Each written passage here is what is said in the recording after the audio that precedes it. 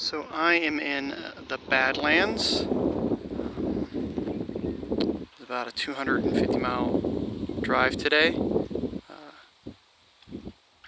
I was able to stop before it got 103 degrees, which was what it topped out at in a camp, just trying to stay in the shade.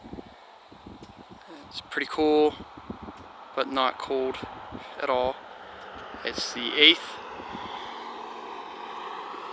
and I will be leaving and going farther in to the west tomorrow. That's all for this update.